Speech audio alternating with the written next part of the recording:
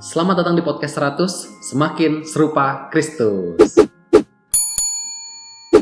Oke Pak, pada pembahasan kita kali ini kita masih bahas dari kitab Ibrani ya Pak ya. Hari ini kita bakal melanjutkan pembahasan mengenai bangsa Israel yang hari ini bakal masuk ke dalam melintasi Laut Merah. Melintasi Laut Merah. Ayat ini. Ya. Oke Pak. Kita baca Tom. Ibrani 11 ayat 29 sampai dengan ayat 31. Itu satu pokok yang akan kita bahas bersama. Oke ya.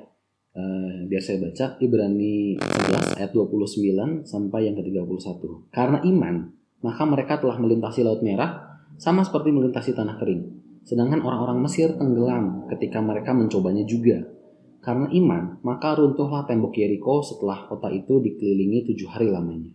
Karena iman, maka Rahab, perempuan sundal itu tidak turut binasa bersama dengan orang-orang durhaka, karena ia telah menyambut pengintai-pengintai itu dengan baik. Ya, ini 3 ayat menceritakan tiga kejadian yang berbeda ya, saudara-saudara. Tetapi saya menjadikan 3 ayat ini satu bagian karena yang diungkapkan di sini tentang iman itu adalah iman mereka. Iman mereka itu, jadi di bagian ini bukan lagi cerita tentang Musa, tetapi iman bangsa Israel. Ya. Walaupun nanti di ayat 31 itu spesifik tentang Rahab. Ya, Rahab nanti pun akhirnya masuk di dalam bagian dari umat Tuhan. Ya. Nah, jadi yang pertama ini mengenai bagaimana mereka melintasi Laut Merah. Sekedar penjelasan saja, saudara-saudara, banyak penelitian arkeologi, Tom, yang mencari tahu peristiwa ini. Ya, kalau dalam kitab Keluaran, ketika orang Israel pergi keluar dari Mesir, lalu mereka kan berjalan sedikit, sampailah mereka tiba di pinggir laut, gitu ya.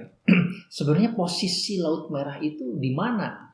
Apakah Laut Merah seperti yang kita tahu saat ini ya di sekitar Israel, dari Mesir ke Israel gitu, Mesir ke Kanaan, di situ itukah Laut Merah ataukah ada laut-laut yang lain yang kemudian disebut Laut Merah pada waktu itu? Nah, ini memang banyak kontroversial, banyak perbedaan pendapat. Bahkan dari para ahli arkeologi pun, yang Kristen pun ada banyak tafsir yang berbeda ya. Nah, cuma kita harus hati-hati kalau kita mendengar misalkan nonton Net Geo gitu kan, National Geographic itu kadang-kadang memang dasar berpijaknya tidak percaya kepada Alkitab gitu ya, dasar berpijaknya, sehingga kecenderungannya menjelaskan ya ini bukan laut, sebetulnya sungai lah gitu ya. Sungai yang diberi nama laut seperti itu. Sebenarnya di sini posisinya. Jadi waktu ditunjukin kemudian yang nggak terlalu heran kalau begitu gitu ya. Ada orang lewat seperti itu. Saya kira itu agak terlalu walaupun saintifik artinya mereka punya kajian ilmiah, tapi kan itu bukan satu-satunya. Ya. Yang pasti begini. Mengenai posisi Laut Merah ini di mana ya, bagi kita orang yang membaca Alkitab dan percaya kepada Alkitab, menurut kitab Keluaran pasal 12 mulai ketika cerita ini diungkapkan, itu ada peristiwa yang memang bukan peristiwa yang biasa ya. Memang di dalam kitab Keluaran itu disebutkan ada angin timur. Jadi Tuhan menggunakan angin timur untuk membelah laut. Ya. Kemudian ada kata berulang-ulang yang dibelah itu laut. Artinya betul bukan sungai yang sungai sepinggang misalkan, tapi laut memang gitu ya. Lalu kemudian laut itu terbelah sehingga mereka bisa melewatinya, berjalan di dalamnya. Sebelum orang Israel sampai di pinggir pantai di seberang sana, orang Mesir juga kan masuk ke dalam laut itu mengejar, tapi kemudian Tuhan menyuruh Musa untuk memerintahkan laut itu supaya di bagian Mesir ini yang di belakang ini lautnya sudah terbagi gitu. Nah, itu yang diceritakan di dalam Alkitab. Artinya ini adalah sebuah peristiwa yang tidak bisa dijelaskan secara nalar ilmu alam. Ya, misalkan bagaimana laut itu bisa tertahan sebagian orang Israel lagi jalan ini masih kering, tapi sebagian lain di bagian belakang udah pada sudah menyatu misalkan ya. Bagaimana air bisa memisah diri gitu kan? Kalau misalnya mengenai terbelah ada angin yang besar, anggaplah itu sesuatu yang alamiah ya, tetapi itu bagaimana terjadi angin itu dari sore sampai malam mereka tuh tiba di sana pagi hari sehingga angin ini menahan. Nah, silakan saja para ahli menjelaskan hal itu. Maksud saya hanya mengatakan Alkitab memang menceritakan ini sebuah kejadian supranatural. Ini adalah peristiwa di mana Allah bertindak di dalam sejarah manusia. Nah, oke ya, itu dulu yang kita perlu mengerti. Nah, kalau memang startnya nggak percaya ya susah gitu. Kalau memang ini nggak percaya, barangkali ini karya sastra, barangkali ini semacam dongeng pengantar tidur hanya untuk menceritakan ada Allah yang berkuasa, tapi peristiwanya ya susah kalau begitu ya.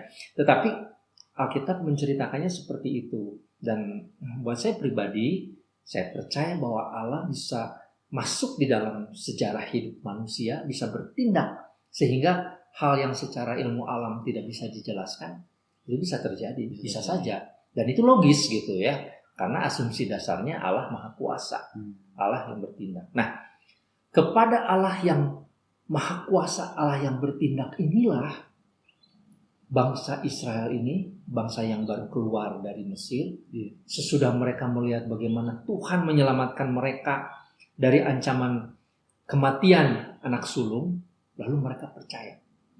Berkali-kali diungkapkan di bagian itu, mereka percaya. Karena itu mereka melangkah, berjalan. Kalau enggak, melihat laut, mereka nggak mau berjalan. Tetapi mereka mau berjalan, melewati laut itu. Dengan iman. Siapa tahu kan dalam perjalanan mereka, gimana kalau air ini mematikan mereka, kan bisa begitu. Tetapi mereka semuanya percaya Tuhan akan menolong, memimpin. Memang ada awan, tiang awan, ada tiang api kan yang menyertai mereka, memimpin mereka semalaman. Dari situ sudah ada. Ya, ada tiang awan, ada tiang api ya. Dan mereka itu memasuki jalan itu, kiri kanannya itu air yang kita tidak bisa membayangkan. Barangkali saya tuh iseng-iseng aja membayangkan kita seperti masuk ke SeaWorld ya. Seperti begitu ya, kiri kanannya air gitu kan. Bahkan kalau di film kartun yang Prince of Egypt yang saya nonton lagi, itu ada ikan hiu, ikan paus di pinggir ya, guyonan barangkali. Tapi maksudnya memang seperti itu. Itulah yang terjadi kepada mereka. Karena itu ketika mereka melintasi tanah yang kering, pinggirnya adalah tembok air itu, mereka berjalan di dalam iman. Nah, itu yang dikatakan. Oke, Pak, kalau misalnya dari saya sebenarnya ada sih. Mungkin bukan sebuah pertanyaan, tapi mungkin pernyataan pengertian saya gitu ya. Di sini kan karena iman, maka mereka telah melintasi Laut Merah sama seperti melintasi tanah kering. Nah, iman di sini tentunya tidak semua bangsa Israel pada saat itu mendengar suara Tuhan. Waktu itu yang mendengar suara Tuhan dan Tuhan kasih tahu perintah untuk angkat tongkat membelah laut kan dari Musa. Ya, di sini dan selanjutnya di sini dikatakan sedangkan orang-orang Mesir tenggelam ketika mereka mencobanya juga. Berarti memang saat kita melangkah itu benar-benar harus pakai iman. Dan orang lain yang ngikutin cara kita, kayaknya dia bisa nih seperti ini, saya juga ikut deh. Nah, apakah kalau mereka tidak punya iman yang sama, atau sebenarnya ini sangkutannya dalam kehidupan sehari-hari misalnya? Misalnya kita lihat ada orang yang berhasil ya dengan cara seperti ini, saya ikut juga deh. Nah, yang saya paham adalah saya sebelum melangkah saya harus dapat imannya dulu, saya harus dapat perintah Tuhannya dulu gitu. Jangan cuma ngikutin dia, bisa-bisa nanti saya celaka juga gitu ya. Nah, menurut Bapak kalau misalnya sangkut pautnya kehidupan seperti itu? Oke. Nah, menarik Tom ini ya, yang Thomas sampaikan biar sekalian kita menjawab. Orang Israel melangkah itu untuk apa? Untuk keluar dari Untuk Mesir. keluar dari Mesir, masuk ke sebuah tanah yang Tuhan janjikan. Itu iman mereka. Bukan sekedar saya percaya ada Tuhan, saya coba-coba lewatin laut. Sok Musa, tolong belah laut. Terbuka, lalu kemudian terbuktilah bahwa Tuhan. Bukan sekedar itu. Karena peristiwa ini terjadi kepada bangsa Israel sekali, kemudian nanti pada waktu di kitab Yosua waktu mereka melintasi sungai Yordan sekali lagi terjadi dan tidak terjadi lagi. Saya tidak tahu apakah ada peristiwa lagi. Tapi dari dua peristiwa itu bukan soal mereka bisa melintasi lautnya, tetapi mereka melangkah untuk apa, mau kemana, itu yang penting. Nah, tentu saja para tentara atau orang-orang Mesir yang mengikuti pada waktu itu mereka tidak berpikir, mereka hanya mau menangkap orang-orang Israel. Walaupun tentu pada waktu itu mereka juga pasti akan terheran-heran, ini apa gitu kan, fenomena alam apa sehingga bangsa ini bisa melewati gitu. Tapi kan tujuan mereka untuk menangkap ya.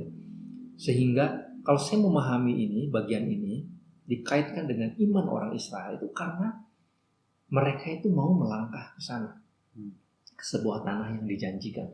Dan itu sudah disampaikan oleh mereka, oleh Musa kepada bangsa Israel sejak sebelum tulah. Pasti ya, diberitahukan sebelum tulah. Ada tulah pertama, tulah kedua. Kita nggak kena tulah kan, orang Israel nggak kena waktu itu. Berarti mereka sudah percaya Tuhan pasti membawa mereka. Mengenai perginya bagaimana, mungkin kalau ada beberapa orang di antara mereka yang tahu, di sana ada laut pun, saya kira dengan peristiwa 10 tulah, apalagi tulah yang ke-10, pada akhirnya seperti yang dikatakan ketika Musa memerintahkan jalan aja gitu ya, percaya. Nah, jadi Tom, iman kalau dikaitkan dengan pertanyaan Thomas tadi soal perjalanan hidup ya, memang ketika ada terjadi sesuatu kepada kita, cara Tuhan bertindak kepada kita, itu pasti ada tujuan tertentu.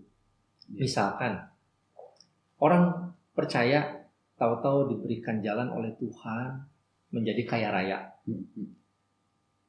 Kalau berdasarkan pemahaman kita yang sekarang ini tentang iman, maka kita harus percaya kekayaan itu mesti bukan untuk kenikmatan si orang itu. Pasti ada sesuatu yang Tuhan sedang siapkan untuk sesuatu. Nah, ini yang tidak dimengerti sama orang luar. Nah, ketika orang Kristen misalkan 1-2 orang menjadi sangat kaya dengan cara tertentu, orang lain ngikutin gitu ya. Padahal dia nggak ngerti yang lainnya. Mungkin dia tahu jalannya, dagangnya harus begini dan sebagainya. Padahal tujuannya berbeda. Sehingga yang ini gagal karena tidak memenuhi tujuan yang Tuhan. Sedangkan ini untuk tujuan yang Tuhan dapatkan. Nah, kalau orang Kristen yang sudah dibukakan jalan tidak kemudian mengikuti apa yang Tuhan inginkan, dia juga akan celaka. Coba bayangkan ya Tom, ketika orang-orang Israel ini lewat tanah itu, tapi nggak ikut Musa terus belok misalkan, udah bisa cari jalan sendiri, saya yakin dia akan celaka juga sama saja. Ya itu kita cuma berandai-andai ya. Jadi dari peristiwa ini kita tetap mau mengaitkan bahwa iman orang Israel di sini adalah iman ke masa depan. Bukan hanya melintasi, melihat keajaiban Tuhan yang besar, tetapi Tuhan membawa ke sebuah tempat, tanah yang baru yang akan mereka tinggali untuk sebuah tujuan yang panjang ke depan. Itu poinnya, ya. Makanya peristiwa ini dimasukkan di dalam kelompok peristiwa orang-orang yang beriman. Nah, satu lagi tambahkan sebelum kita loncat ke ayat 30 ya. Rasul Paulus di beberapa suratnya, khususnya di surat Korintus ya, itu mengambil kisah ini menjadi ilustrasi baptisan Tom. Ini yang menarik. Nanti saudara-saudara bisa menggali lagi lebih dalam ya. Jadi ini menjadi sebuah proklamasi, pengumuman kepada orang-orang ketika mereka melintasi laut itu ya seperti masuk di dalam air gitu kan. Lalu kemudian memproklamasikan ada Tuhan Allah yang besar, Tuhan Allah yang luar biasa yang terjadi. Nah, orang Kristen pun seperti kalau waktu dibaptiskan itu kan seperti masuk ke dalam air gitu ya. Walaupun tentu ada juga ilustrasi yang lain soal baptisan, soal percikan dan lain sebagainya. Tetapi peristiwa ini diumpamakan oleh Rasul Paulus semacam kita meninggalkan, kita mematikan manusia yang lama, kita berjalan lalu memasuki tanah yang baru, kehidupan yang baru di sana, harapan yang baru di sana. Nah, itu sedikit kaitannya ya dengan kehidupan kita. Jadi iman itu betul-betul percaya kepada Tuhan, memulai hidup yang baru, lalu kemudian berjalan bersama Tuhan seterusnya. Jadi cukup indah ya pada bagian ini. Tapi di sini saya jadi ini loh Pak. Terima kasih loh Pak untuk penjelasannya. Buat saya tadi penjelasan Bapak merupakan sebuah peneguhan lah. Udah ada jalan di depan, Tuhan udah kasih jalan. Kalau kamu nggak jalan, kamu bisa celaka. Kalau kamu jalan tapi kamu belok sendiri, cara sendiri juga celaka. Ikut tuntunan Tuhan sesuai tracknya. Thank you Pak. Oke. Ya, nah kita lanjut ke ayat 30 ya. Nah, ayat 30 ini peristiwa yang lain. Sekian puluh tahun kemudian, bahkan sesudah melewati begitu banyak perjalanan orang Israel di padang gurun 40 tahun, lalu kemudian mereka melewati sampai di ujung ya, di kitab Ulangan itu sampai di ujung, Musa sendiri tidak masuk ke tanah ini. Lalu mereka akhirnya dipimpin oleh Yosua. Nah, di dalam ayat 30 mereka kemudian berada di sebuah ujian yang baru ya.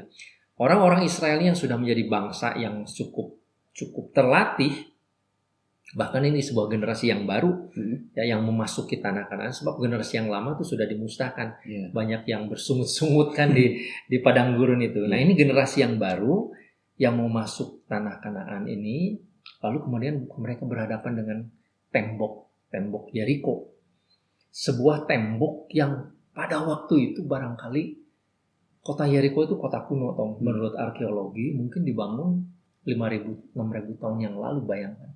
Jadi orang-orang di sana itu sudah mampu membuat benteng yang tebalnya 2 kali kereta kuda. Jadi mungkin bisa sekitar 10 meter. Berarti ada kemampuan teknik sipil, teknologi membangun tembok yang luar biasa itu ya. Dan tembok itu di pinggir-pinggirnya itu mereka tinggali sebagai tempat tinggal. Makanya kemudian Rahab itu sebetulnya tinggal di pinggir tembok itu gitu ya. Nah, tembok itu mengelilingi kota Yeriko, dikelilingi itu karena kota itu kota yang penting, kota kuno, kota administrasi, kota tempat rajanya gitu ya, pasti tempat melindungi masyarakat kuno yang sudah maju, sudah menetap, sudah mampu bikin tembok yang begitu besar. Nah, waktu Musa membawa orang Israel lewat laut, itu sebuah tanda yang ajaib yang tidak bisa dilakukan oleh manusia kalau bukan Tuhan sendiri. Begitu juga ketika Yosua memimpin bangsa Israel melewati sungai Yordan yang besar pada waktu itu sebelum masuk kota Yeriko ini. Yang mereka ngambil batu dari lalu kemudian mendirikan batu peringatan itu ya. Nah, tapi ketika mereka melihat tembok yang besar, sehebat-hebatnya tentara pada waktu itu memang tidak bisa meruntuhkan tembok itu. Nah, bagaimana? Tetapi kita membaca di kitab Yosua bahwa mereka percaya kepada Tuhan. Yosua, para tentaranya, bahkan orang Israel, semuanya percaya kepada Tuhan. Bukti percayanya adalah apa? Mereka mengikuti instruksi Tuhan secara detail tentang bagaimana tembok ini harus dihancurkan. Sesuatu yang tidak masuk akal juga, ya, yaitu mereka harus meniup trompet berkeliling sehari sekali, tapi pada hari yang ke-7 mereka berkeliling 7 kali. Berarti 13 kali lah kalau kita lihatnya. Artinya kalau bisa dikelilingi sehari 7 kali pada hari yang ke-7, itu mungkin bukan kota yang terlalu besar gitu ya. Bisa dikelilingi 7 kali. Nah, Tetapi mereka hanya meniupkan trompet, bernyanyi sorak-sorak, selesai. Tidak ada upaya menembakkan mesiu atau apa, membongkar tembok juga membongkar enggak tembok tidak, menyentuh pun tidak. Tuhan yang menghancurkan. Saya melihat poinnya adalah bahwa tangan Tuhan yang menghancurkan. Ada banyak tafsir kenapa mereka meniup trompet, ya, dari yang lucu tafsirannya itu yang mengada-ada sampai pada yang teologis yang punya simbol-simbol macam-macam sih memang. Tapi intinya gini toh, apapun itu yang kita lihat pada waktu itu, tembok itu hancur karena kuasa Tuhan. Dan orang Israel bisa melewati itu karena mereka percaya kepada Tuhan, beriman kepada Tuhan. Makanya ditulis di sini karena iman siapa? Iman mereka lah, ya. Mulai dari Yosua, para tentaranya, wakil-wakil tentara dari berbagai suku, 12 suku itu kan. Kemudian juga orang-orang Israel yang lain yang tidak ikut di dalam peperangan waktu masuk ke kota itu, mereka beriman, percaya. Sebab kalau tidak, mungkin ada hoax di situ, ada pengkhianat, ada orang yang menghalangi, ngapain kayak gini, ayo kita serang, bisa begitu kan? Karena itu kan memang suatu bangsa ya, banyak sekali orang. Nah, tetapi mereka melihat ya Tuhan berkali-kali menolong mereka dengan cara Tuhan di luar nalar mereka gitu. Sehingga mereka lihat adalah Tuhan yang memimpin. Maka ketika Tuhan bilang kelilingi tembok, ya udah keliling aja, nggak usah banyak ngomong. Soalnya kalau nggak ikutin Tuhan juga kita nggak bisa kok menghancurkan tembok yang begitu besar, ya, begitu kuat, nggak bisa. Dan ternyata ketika mereka selesai mengelilingi yang ketujuh, di hari yang ketujuh itu mereka memecahkan mereka berteriak gitu ya, menurut kitab Yosua, lalu kemudian mereka masuk ke kota itu karena tembok itu runtuh ke dalam gitu ya. Ada celah. Katanya itu orang Israel ngelilingin tembok itu jadi akhirnya goyang gitu ya, nggak tahu juga sih. Tapi pokoknya mereka bisa masuk ke sana. Nah, yang dicatat pada bagian ini, mereka masuk ke tanah itu, ke kota Yeriko, lalu mengelilingi memasuki kota itu, lalu menguasai kota itu bukan sekedar mereka membutuhkan tanah, bukan sekedar mereka ingin mendapatkan tanah. Itu yang perlu dicatat. Sebab kalau mereka mau mendapatkan tanah lalu melihat ada tembok, kan bisa pilihannya. Betul. Mungkin ada pilih kota lain dulu yang nggak begitu sulit gitu. Karena lihat tembok, ini susah ditembus nih. Dan kalau kita membaca Yosua sudah memberikan perintah kepada 2 pengintai di sana, di kota, di negeri Kanaan itu orangnya raksasa, makanya bisa membangun tembok itu juga barangkali ya. Udah raksasa, pintar-pintar, budayanya sudah tinggi, teknologinya sudah maju. Itu bukan pilihan toh. Kalau mau mengambil satu daerah, lebih baik mengambil tanah yang lain, bangsa yang lain. Ya, kita sekali lagi ini kan belum ada hukum internasional ya dalam hal ini. Jadi dalam penguasaan tanah, siapa milik siapa itu kan tidak seperti zaman sekarang. Jadi ini jangan dibayangkan seperti invasi, penjajahan dan lain sebagainya, nggak gitu pengertiannya. Jadi kalau mereka tidak percaya, mereka akan ambil itu. Tapi mereka percaya kepada Tuhan. Kenapa? Sebab di tanah itu, sekali lagi, di tanah itu mereka akan menjadi sebuah bangsa yang besar dan nanti janji Tuhan akan digenapi di tanah itu. Itu poinnya. Sehingga mereka meskipun ada halangan yang besar, selama Tuhan menginginkan itu, harus jalan. Gitu. Nggak bisa, Tuhan salah nih Tuhan, yang lain aja gitu. Terbiasa ya. Kan begitu Tom sebetulnya. Ya, nah ini yang kita harus memahami, dan itu dalam hidup kita pun demikian. Iya betul. Ya, jadi awalnya ya, saya dari ayat ini, saya cuma mengerti sebatas ini Pak. Jadi gini, karena iman maka runtuhlah tembok Yeriko setelah kota itu dikelilingi selama 7 hari lamanya. Ya, sampai barusan saya mengerti bahwa ada kuasa dalam pujian dan penyembahan, di mana saat untuk meruntuhkan suatu tembok, misalnya nih ya, saya mau orang ini juga diselamatkan, tapi dia punya mind blockingnya parah gitu ya. Dia mungkin punya kepahitan sama kekristenan, sama apapun itu gitu ya. Gimana caranya? Doakan, ya udah sambil kau puji dan sembah Tuhan gitu ya, sampai temboknya runtuh dalam hatinya gitu ya. Akhirnya dia mau terima Tuhan. Itu bisa kita memahami di dalam aplikasi itu ya. Tapi ternyata di sini masuk akal juga gitu. Kalau misalnya kita lagi ada di jadi di bangsa Israel pada waktu itu, kalau misalnya kita cuma pengen mengklaim tanah, kayaknya tembok Yeriko adalah pilihan terakhir karena memang ini susah tebel banget dan mungkin memang terkenal dengan pertahanan yang kuat, makanya tembok Yeriko yang terkenal gitu ya. Mungkin ya udah kayak cari yang secara logika pasti kita cari yang lebih mudah dulu gitu ya. Tapi Tuhan bilang enggak, saya mau tembok Yeriko, kirim 2 pengintai ke sana. Maka itu yang terjadi gitu. Nah, jadi memang di sini ada iman. Ya, ada faktor iman dan itu yang sedang diceritakan oleh penulis Ibrani ya. Nah, supaya tidak berlarut kita akan lanjut. Ini ada kaitannya Tom di ayat yang ke-31. Nah, secara spesifik penulis Ibrani itu mencatat peristiwa satu orang yang juga dicatat di kitab Yosua pasal 2 ya, tentang Rahab. Di sini dikatakan 31, karena iman Rahab perempuan sundal. Ini perempuan sundal berarti mungkin rumahnya dijadikan tempat sundal, bisa ya.